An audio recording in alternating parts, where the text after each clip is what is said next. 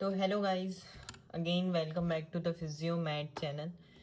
मैंने करीब 12-13 दिन पहले मैंने एक पोस्ट किया था for the MBBS tips that is entering the students और the individuals that is entering into the first year of the MBBS। तो उनके लिए मैंने टिप्स डाली थी और मैंने बुक्स रेकमेंड की थी कि कौन से सब्जेक्ट्स के लिए हमें कौन सी बुक्स रेफ़र करनी है ना। और अगर आपने वो वीडियो चेकआउट नहीं किया है तो you can please go and check out that video हमारे पास for the MBBS tips and the books that you can use for the anatomy physiology and the biochemistry हमारे पास with in the first year of MBBS, है ना। तो अब हमारे पास हम यहाँ फिजियोलॉजी के अंदर एकेडमिक पार्ट स्टार्ट करने वाले हैं, ठीक है। With in the physiology we are here going to start with the academic part and with in the academic part हमारे पास we are going to mainly focus on the आज का जो पहला सिस्टम हम स्टार्ट कर रहे हैं with in the physiology is the general physiology. As you can see it's written here the general physiology. तो जनरल फिजियोलॉजी के अंदर हम कौन कौन से टॉपिक्स कवर करेंगे, ठीक है। ये स्मॉल सेशन वीडियोज ही होंगे जो हर 10 या 11 दिन में मैं पोस्ट करूँगा, ठीक है, ऑन दिस चैनल, ठीक है। तो when we talk about the general physiology, ठीक है। अच्छा, before we move on to the academic part, मैं आपसे क्या चाहता हूँ, व्हाट यू शुड डू, जो भी चीज़ इस वीडियो के अंदर हो, after the video you revise that thing.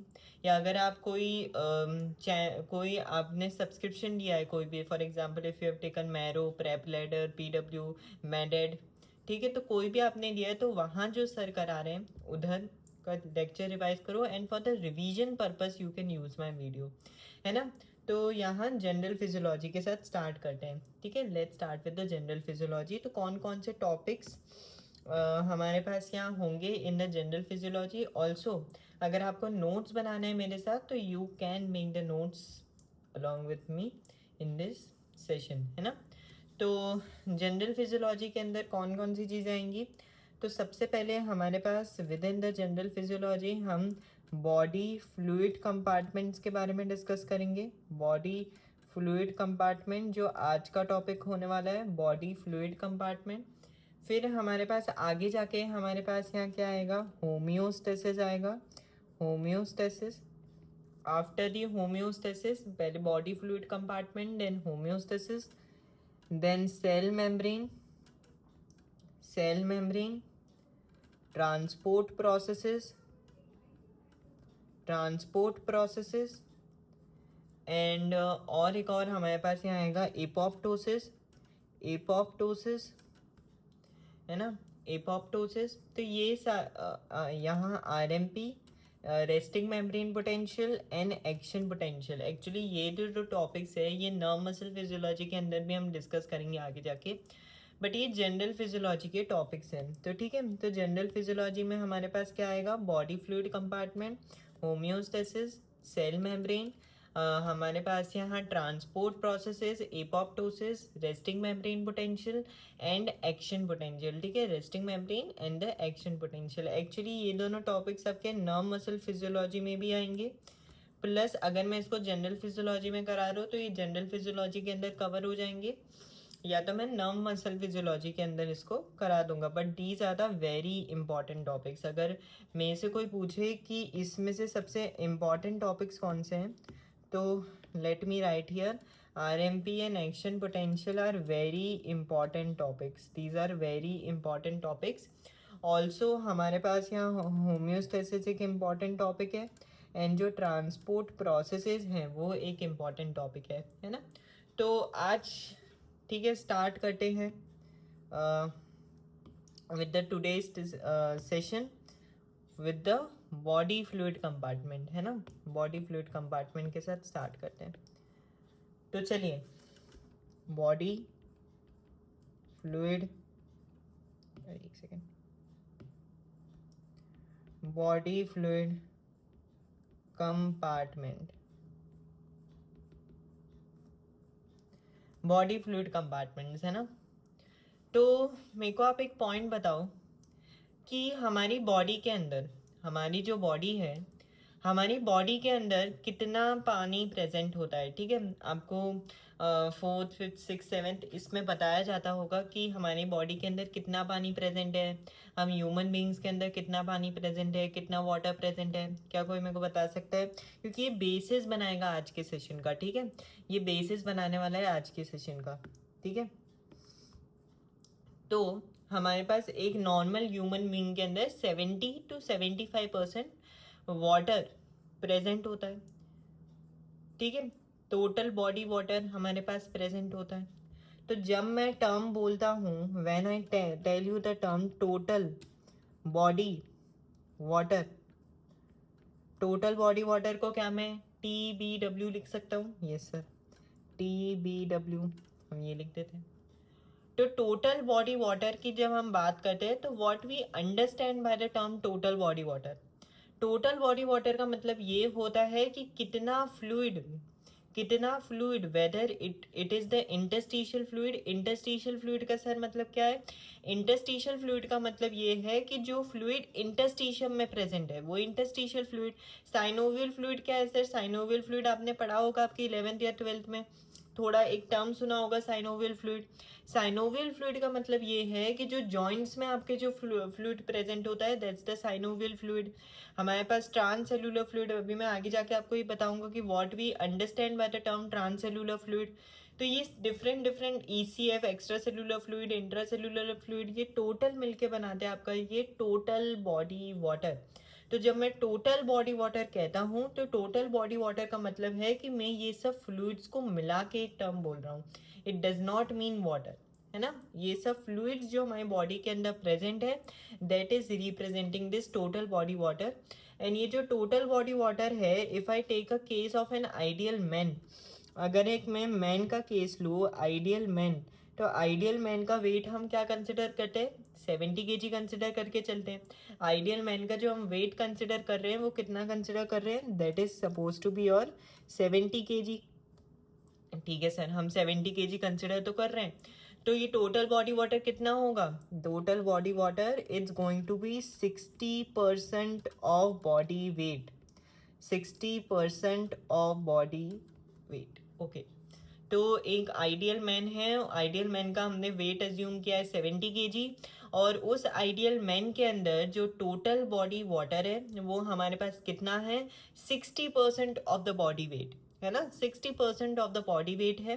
क्या मैं ये 60% को लिख सकता हूँ 0.6 into body weight? 0.6 into body weight, yes I can write it like this. तो अगर मेरे को इस मैन के अंदर टोटल बॉडी वाटर कैलकुलेट करना है तो ये हमारे पास कितना आ जाएगा, देखते हैं चलिए। तो 70 kg है, तो 70 इंटू 0.6, 7 टाइम्स 6 कितना होता है? 7 टाइम्स 6, जल्दी बताओ। 70 अगर मैं 6 से मल्टीप्लाई करूँ तो कितना आएगा? 42 लीटर्स आ जाएगा। तो 42 लीटर्स हमारे पास यहाँ क्या होगा? 42 litres it's a total body water that is present in a 70 kg man, okay sir. अब ये आउट ऑफ दिस, ध्यान से सुनिएगा, out of this total body water हमारे पास इंट्रा सेल्यूलर फ्लूइड कितना है और एक्स्ट्रा सेल्यूलर फ्लूइड कितना है। अब ये तो मैंने दो टर्म्स आपको बताए, एक है इंट्रा सेल्यूलर फ्लूइड और एक है एक्स्ट्रा सेल्यूलर फ्लूइड। तो क्या मेरे को कोई बता सकता है कि, अब कमेंट सेक्शन में लिखिएगा, what do you understand by the term intra cellular fluid and what do you understand by the term extra cellular fluid, है ना। तो यहाँ अपन लिखते हैं, तो हम इसको डिवाइड करेंगे दो में। एक है हमारे पास यहाँ intra cellular fluid, intra cellular fluid जिसको मैं ICF क्या लिख सकता हूँ? लिख सकता हूँ इंट्रा सेल्यूलर फ्लूइड को ICF। और एक है हमारे पास यहाँ extra cellular fluid, extra cellular fluid को क्या मैं ECF दे दूँ तो चलेगा? Yes sir. तो मेरे को बताओ व्हाट यू, अगर आपने अभी तक कमेंट सेक्शन में लिख दिया होगा तो आप मेरे को बताइए कि what we understand by the term intra cellular fluid and extra cellular fluid. जब भी कोई टर्म समझना है, कोई वर्ड समझना है तो उस वर्ड को ब्रेक कर दो। इंट्रा, इंट्रा का क्या मतलब होता है? अब जैसे सपोज अगर ये मेरे पास सेल है, ये मेरे पास क्या है? ये मेरे पास सेल है। अब ये सेल के अंदर जो भी फ्लूइड प्रेजेंट होगा इस सेल के अंदर जो भी फ्लूइड प्रेजेंट होगा, क्या मैं उसको इंट्रासेल्यूलर फ्लूइड बोल दूं? यस सर, आप उसको इंट्रासेल्यूलर फ्लूइड बोल दो। तो इंट्रासेल्यूलर फ्लूइड का मतलब क्या? इंट्रासेल्यूलर फ्लूइड हमारे पास यहाँ वो फ्लूइड है जिस जो सेल के अंदर प्रेजेंट है, that's the intracellular fluid. Extra cellular fluid क्या है? जो सेल के बाहर प्रेजेंट है। जैसे ही सेल के बाहर जो भी हमारे पास यहाँ फ्लूइड प्रेजेंट है, that's going to be your extra cellular fluid, है ना। तो मैं इसको मिटा देता हूँ, ये तो अंडरस्टैंडिंग के लिए था। तो intracellular fluid, fluid present inside the cell. Extra cellular fluid, the fluid that is present outside the cell. अब ये जो इंट्रासेल्युलर फ्लूइड है, ये कितना है टोटल बॉडी वाटर का? हमारे पास एक आइडियल 70 kg मैन लिया, उसके अंदर जो टोटल बॉडी वाटर था वो 42 लीटर था। Out of this 42 litre intracellular fluid, cell के अंदर कितना ज़्यादा फ्लूइड है? तो that is going to be your 2/3 of total body water. 2/3 of total body water मतलब 40% of body weight. 40% of body weight, ये 2/3 होगा टोटल बॉडी वाटर का, या मैं इसको ऐसा बोल दूँ 40% of body weight. 40% of body wait. तो इस आइडियल मैन के अंदर इंट्रासेल्यूलर फ्लूइड कितना हो जाएगा? 70। 40% को मैं 0.4 लिख सकता हूँ, लिख सकते हो। तो 70 इंटू 0.4, तो 28 लीटर्स हमारे पास क्या इंट्रासेल्यूलर फ्लूइड होगा? यस सर, 28 लीटर्स हमारे पास यहाँ इंट्रासेल्यूलर फ्लूइड होगा इस पर्सन के अंदर। ओके, क्लियर है मामला? ठीक है, अब अपन यहाँ एक्स्ट्रा सेल्यूलर फ्लूइड की तरफ मामले। अगर 2/3 टोटल बॉडी वाटर का इंट्रासेल्यूलर फ्लूइड है, तो क्या 1/3 एक्स्ट्रा सेल्यूलर फ्लूइड हो जाएगा बेसिक मैथ से? Yes sir. तो 1/3 of total body water it's going to be extra cellular fluid, और ये 20% ऑफ बॉडी वेट होता है। It's 20% of body. तो अगर मैं कैलकुलेशन करूं, अगर मैं यहाँ कैलकुलेशन करूं, तो 70 इंटू 0.2, अरे 20% को मैं क्या लिख सकता हूँ? 0.2 लिख सकता हूँ। तो ये हो जाएगा 14 लीटर्स, है ना। This going to be 14 litres, है ना।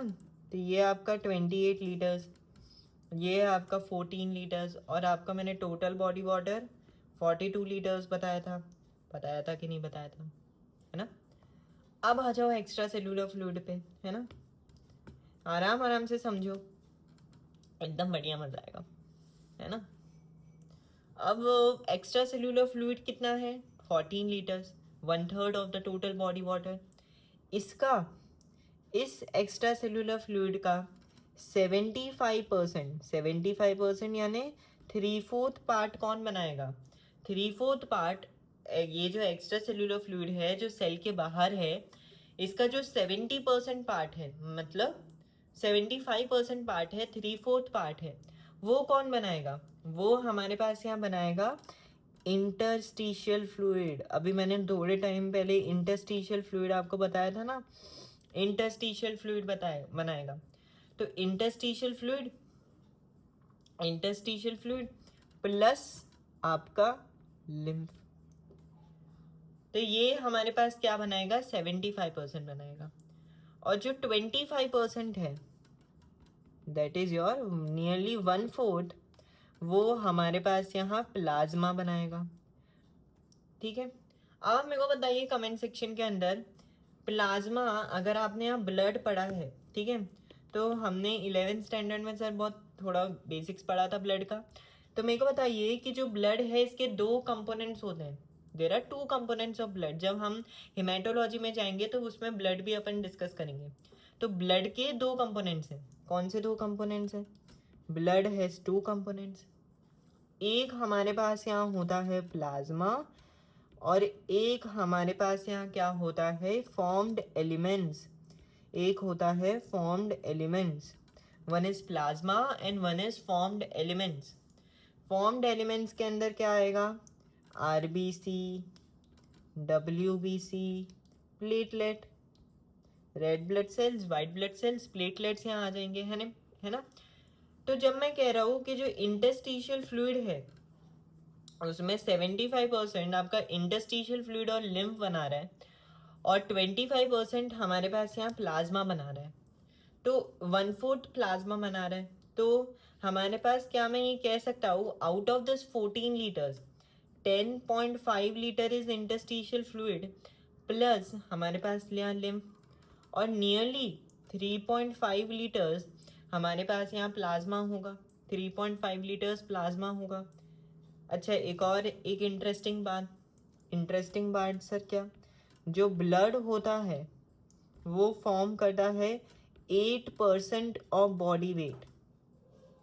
Total body water constitute 60% of body wait, intracellular fluid constitute 40% of body wait, extra cellular fluid 20% of body wait, और ब्लड 8% ऑफ बॉडी वेट। उसमें से तो मतलब टोटल ब्लड 5 लीटर है, out of this 5 litre 3.5 litre हमारे पास यहाँ क्या है, प्लाज्मा है, और 1.5 लीटर क्या है, 1.5 लीटर हमारे पास यहाँ फॉर्म्ड एलिमेंट्स हैं। These are going to be your formed elements। तो क्लियर है कि नहीं है ना? तो ये पूरी कथा कहानी थी आपकी बॉडी फ्लूइड्स की, है ना? तो ये इतना नोट कर लिया हो तो बताइएगा। 8%। अब पॉइंट ये आता है नेक्स्ट, अब हमारे पास पॉइंट यहाँ नेक्स्ट ये आता है कि नेक्स्ट पॉइंट हमारे पास क्या आता है, नेक्स्ट पॉइंट हमारे पास यहाँ ये आता है कि ये जो हमारे पास, ये तो मेल के अंदर बात कर ली, फीमेल्स में क्या सिस्टम है, what is the system in females, है ना? फीमेल्स में हमारे पास क्या सिस्टम है? तो with in the females total body water कितना होगा, आ जाइए। तो इन द फीमेल्स जो टोटल बॉडी वाटर होता है it is 55% of body wait, 55% of body wait. Females में जो टोटल बॉडी वाटर है इट्स 55% ऑफ बॉडी वेट। क्यों? क्योंकि फीमेल्स में रीज़न, इसका रीज़न बड़ा सिंपल है। फीमेल्स के अंदर क्या होता है, जो फैट एब्यूडेंस है is more as compare to men. Females के अंदर क्या होता है, फैट अब्यूडेंस ज़्यादा होता है एज कंपेयर टू मेन, है ना? अब आपका ये एक होमवर्क है, फीमेल्स के अंदर ये जो मैंने मेल के अंदर ये पूरा कंस्टिट्यूएंट्स निकाल के बताया, सिमिलरली आप फीमेल्स में मेरे को निकाल के बताइएगा। नेक्स्ट वीडियो में अपन ये फीमेल्स का भी डिस्कस करेंगे पूरा एकदम, है ना? तो क्लियर है इतना? तो आज के लास्ट टॉपिक पे आते हैं, that is the measurement of the body fluid compartments, है ना? आ जाओ, let's come to the how we do the measurement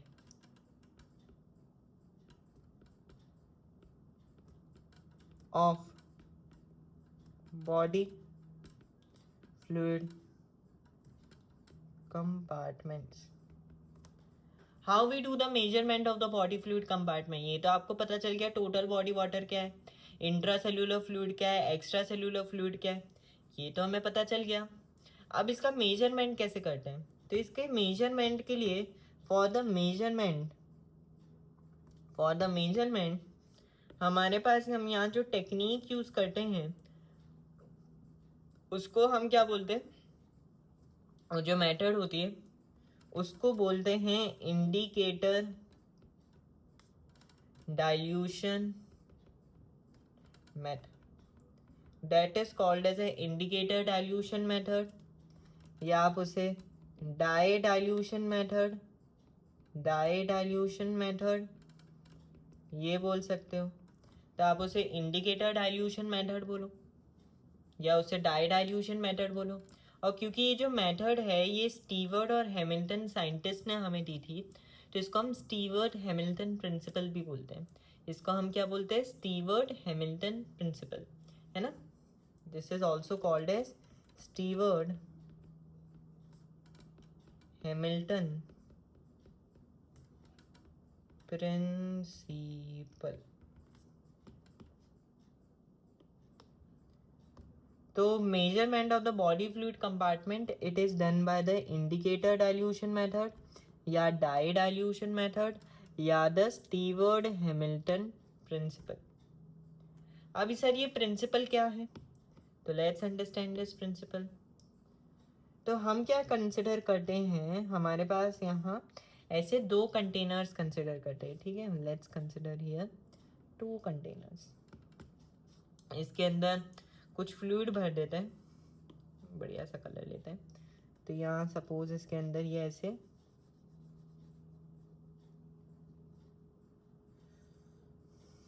जल्दी बचा। तो इसके अंदर इन दोनों के अंदर ऐसे ये फ्लूइड कंसिडर करते हैं।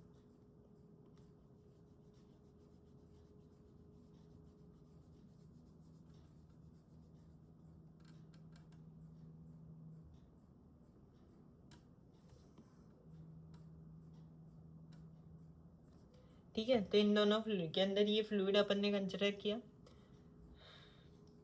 तो सपोज मानो कि ये आपका क्या है, this is your body fluid. अब ये मैं यहाँ क्या डाल रहा हूँ, सपोज ये मेरा जो ब्लू कलर का है ये मेरा इंडिकेटर है। ये मेरा क्या है, ये ब्लू कलर का मेरे पास ये क्या है, ये मेरे पास मेरा इंडिकेटर है। और ये इंडिकेटर को मैं इंजेक्ट कर रहा हूँ इनटू दिस, सपोज ये ए कंपार्टमेंट है और बी कंपार्टमेंट है। इसका कुछ नॉन वॉल्यूम में इंडिकेटर का इंजेक्ट कर रहा हूँ जिसको मैंने आई बोल दिया। अब ये जाएगा और बॉडी फ्लूइड के अंदर डिस्ट्रीब्यूट होगा। सपोज ए के अंदर इसका डिस्ट्रीब्यूशन ज़्यादा है इंडिकेटर का, और बी कंटेनर के अंदर जिसके अंदर बॉडी फ्लूइड है उसके अंदर इसका डिस्ट्रीब्यूशन थोड़ा कम है।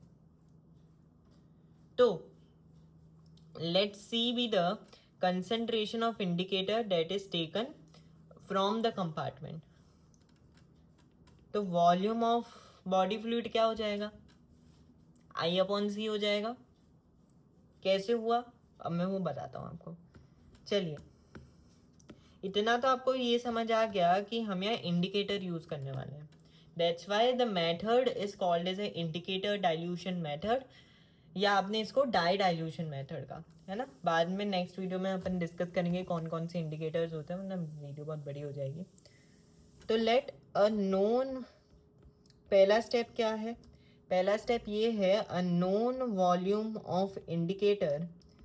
Late me say the known volume of indicator is I, is injected into the compartment, a known volume of indicator lets its initial volume we are considering it's I। तो उसको हमने कंपार्टमेंट के अंदर क्या किया, इंजेक्ट किया। We have injected it into the compartment. अब the indicator जो होगा it will diffuse into the compartment. Second step में indicator diffuse into the compartment. So a known volume of indicator is injected into the compartment, and after injecting into the compartment let indicator diffuse into the compartment।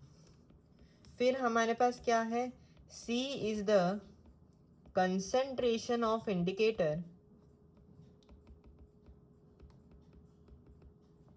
taken from compartment। अभी तक मैंने आपको यही बोला, C is a concentration of indicator, C is a concentration of indicator taken from compartment।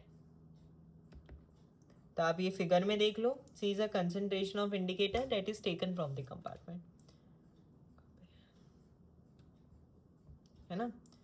तो जो volume of body fluid होगा वो क्या हो जाएगा, volume of body fluid is going to be V is going to be I/C। कैसे sir, अब यहाँ ध्यान से देखिएगा, अगर इंडिकेटर ज़्यादा, हमारे पास यहाँ जो इंडिकेटर है, अगर ये इंडिकेटर जो है ये ज़्यादा डिफ्यूज़ हो रहा है इनटू द बॉडी फ्लूइड, उसका मतलब क्या, इंडिकेटर का कंसेंट्रेशन ज़्यादा है, तो क्या volume of the body fluid कम होगा? हाँ, volume of the body fluid कम होगा। और अगर इंडिकेटर कम डिफ्यूज हो रहा है इनटू दी कंपार्टमेंट जिसके अंदर बॉडी फ्लूइड है, वापस सुनो, अगर इंडिकेटर ज्यादा डिफ्यूज हो रहा है into the compartment in which body fluid is present, तो उसका मतलब वॉल्यूम ऑफ बॉडी फ्लूइड कम है। और अगर इंडिकेटर ज्यादा नहीं, कम, सॉरी, अगर इंडिकेटर कम डिफ्यूज हो रहा है इनटू द कंपार्टमेंट, उसका मतलब ये है कि जो हमारे पास वॉल्यूम ऑफ बॉडी फ्लूइड है वो ज़्यादा है। तो मैं इस वाले में बता देता हूँ, the volume of body fluid is greater, इसलिए इंडिकेटर जो है वो हमारे पास यहाँ कम डिफ्यूज। तो जो वॉल्यूम ऑफ बॉडी फ्लूइड है वो हमारे पास यहाँ क्या हो जाएगा, I/C, जहाँ V क्या है, जहाँ I क्या है, initial volume of indicator, C क्या है, कंसंट्रेशन ऑफ इंडिकेटर,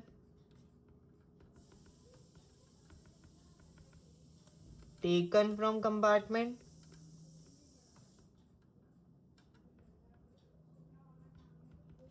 और V क्या है, वॉल्यूम ऑफ इंडिकेटर।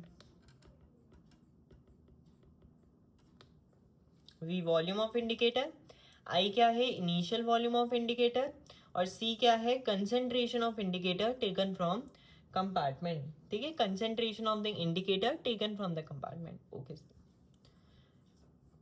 ये पॉइंट क्लियर है ना, ये पॉइंट क्लियर है। अब ये जो हम इंडिकेटर यूज कर रहे हैं, ये जो अपन इंडिकेटर यूज कर रहे हैं, इसकी प्रॉपर्टीज क्या होंगी, तो लेट्स सी। तो what should be the properties, हम कंसिडर कर रहे हैं कि एक आइडियल इंडिकेटर है, तो what should be the properties of ideal indicator. हमारे पास यहाँ जो आइडियल इंडिकेटर है इसकी प्रॉपर्टीज क्या होनी चाहिए, what should be the properties of the ideal indicator, है ना। What should be the properties of an ideal indicator.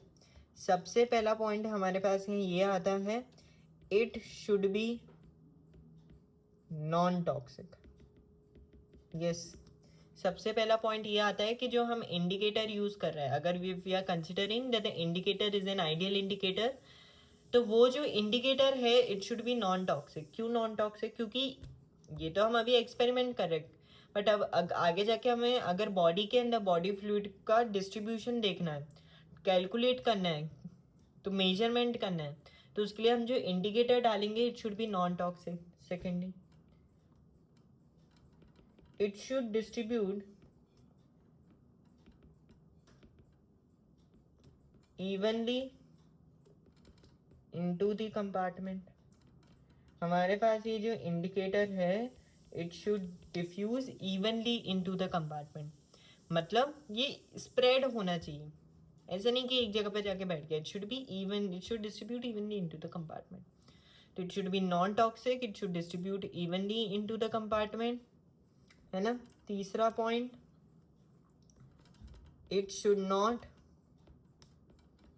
Diffuse out of compartment. ये जो इंडिकेटर है it should not diffuse out of the compartment. हमारे पास ये non toxic होना चाहिए, इवनली डिस्ट्रीब्यूट होना चाहिए into the compartment, should not diffuse out of the compartment, है ना। तो क्लियर है, क्लियर है ना।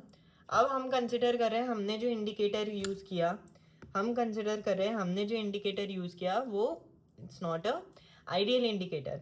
Late a be the amount of indicator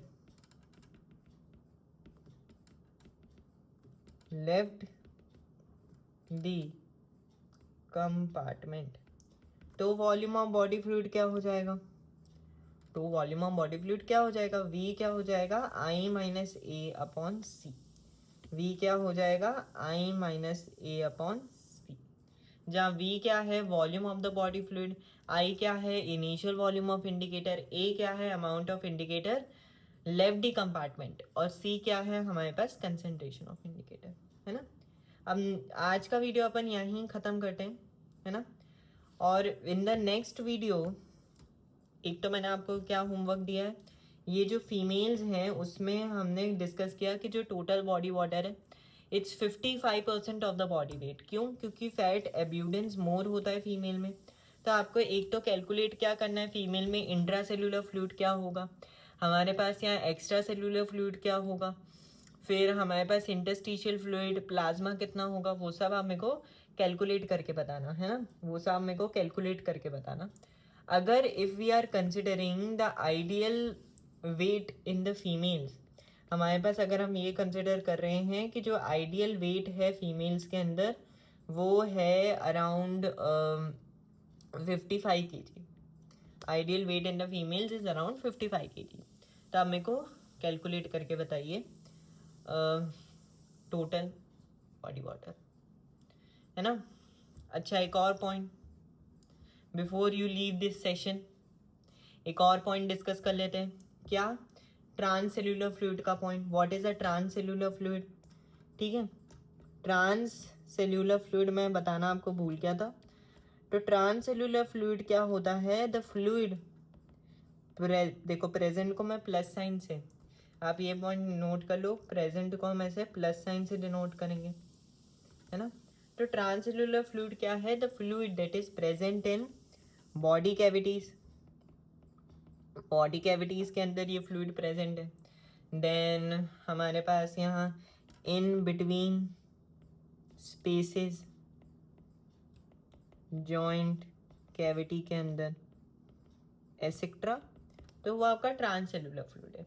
the fluid that is present in the body cavities, joints में जो प्रेजेंट है, सिक्रीशंस के अंदर, in the joint cavities, in between the spaces, जो हमारे पास यहाँ सिक्रीशंस के अंदर जो फ्लूइड है वो हमारे पास ट्रांससेल्युलर फ्लूइड है। अब जैसे सर एग्जाम्पल भी दे दो, तो देते हैं, बिल्कुल एग्जाम्पल देते हैं आपको ट्रांससेल्युलर फ्लूइड का, है ना। तो इसका एग्जाम्पल क्या होगा? दैट इज हमारे पास synovial fluid, pleural fluid, pericardial fluid, ठीक है, एसेक्ट्रा, ये सब इसके एग्जाम्पल होंगे। और ये क्या होता है? 1% of body wait in an ideal man, ये 1% ऑफ बॉडी।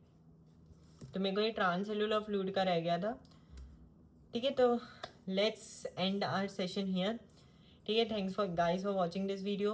अब आपके जूनियर्स को भी प्लीज़ वीडियो सेंड करिए। हमने आज जनरल फिजियोलॉजी में बॉडी फ्लूइड कंपार्टमेंट्स के साथ स्टार्ट किया। अब नेक्स्ट वीडियो में हम कौन कौन से इंडिकेटर्स यूज़ होते हैं for the different body fluids वो डिस्कस करेंगे। Disturbances in the body fluid compartment वो डिस्कस करेंगे। तो साइनिंग हियर ऑफ।